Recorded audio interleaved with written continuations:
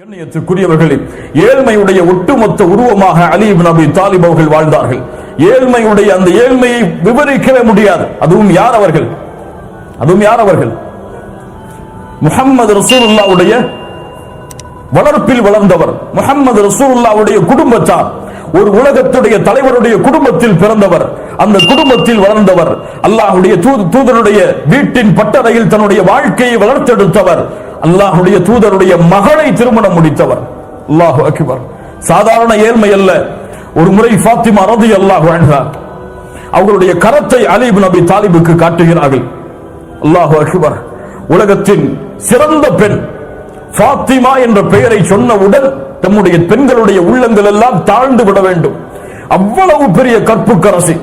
அவர்களை போன்று கணவனுக்கு மரியாதை செய்வது, அவர்களை போன்று கணவனுக்கு கட்டுப்படுவது, அவர்களை போன்று கணவனுக்கு தூய்மையாக வாழ்வது இந்த உலகத்தில் அந்த சிறந்த பெண்களை தவிர யாராலும் முடியாது.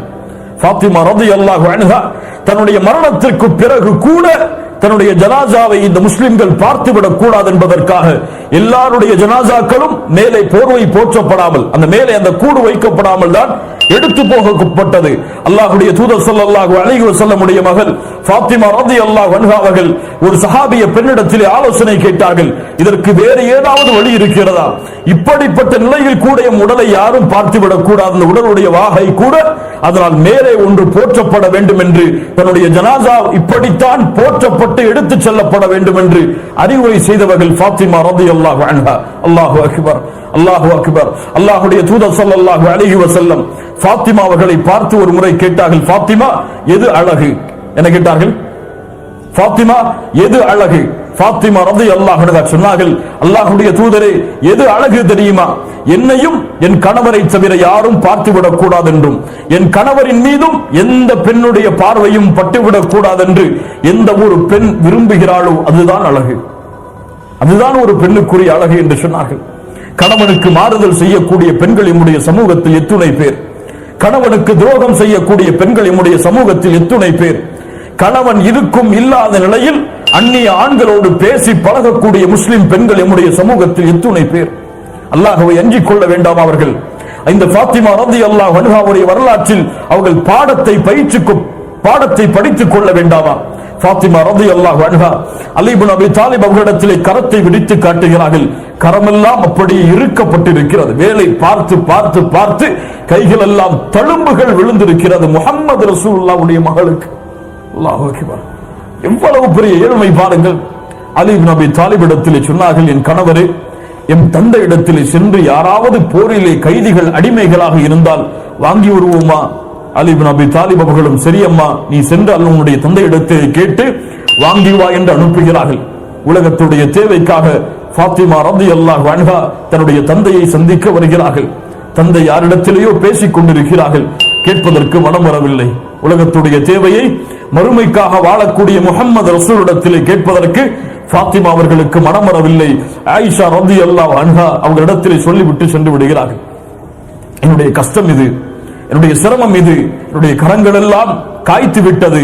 ஏதாவது ஒரு அடிமை இருந்தால் போதும் எங்களுடைய குடும்பத்திற்கு, நாங்கள் அவர்களை வைத்து எங்களுடைய வீட்டு வேலைகளை பார்த்துக் கொள்வோம்.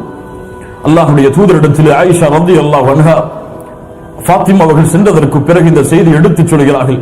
இப்படி உம்முடைய மகளார் வந்தார்கள், இவ்வளவு சிரமத்தில் இருப்பதாக சொன்னார்கள். ஒரே ஒரு அடிமையை கேட்கிறார்கள். அல்லாஹ்வுடைய தூதரை அனுப்பிவிடலாமா?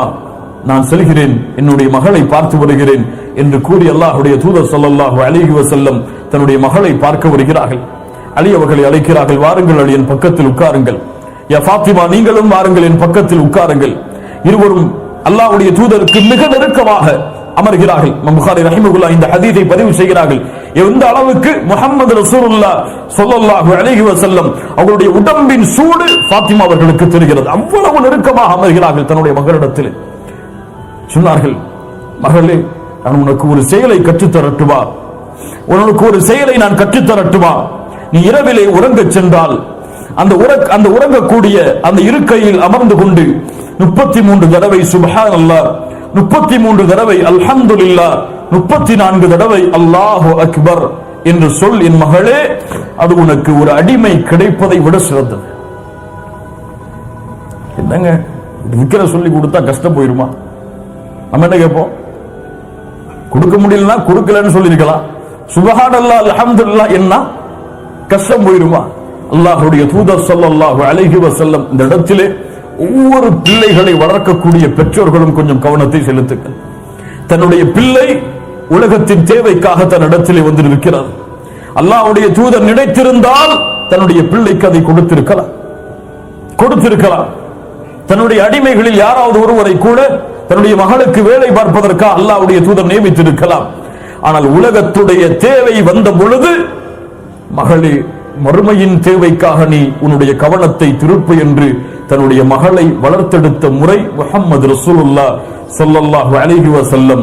ஏன் என் மகளே, உன் கஷ்டம் நீங்க வேண்டுமா, உன் சிரமம் நீங்க வேண்டுமா, உன்னுடைய உடலுடைய சோர்வுகள் எல்லாம் அகர வேண்டுமா, அல்லாஹ்வை துதி, அல்லாஹ்வை புகழ்.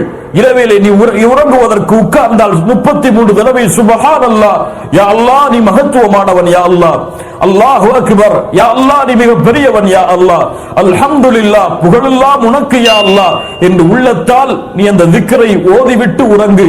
உனக்கு ஒரு அடிமை கிடைப்பதை விட சிறந்தது. என்ன அர்த்தம்? உன் கவலைகள், உன் கஷ்டங்கள், உன் துயரங்கள், உன் துன்பங்கள் எல்லாவற்றையும் அல்லதீன ஆமனு வதத்மஇன்னு குலூபுஹும் பிதிக்ரில்லாஹ்.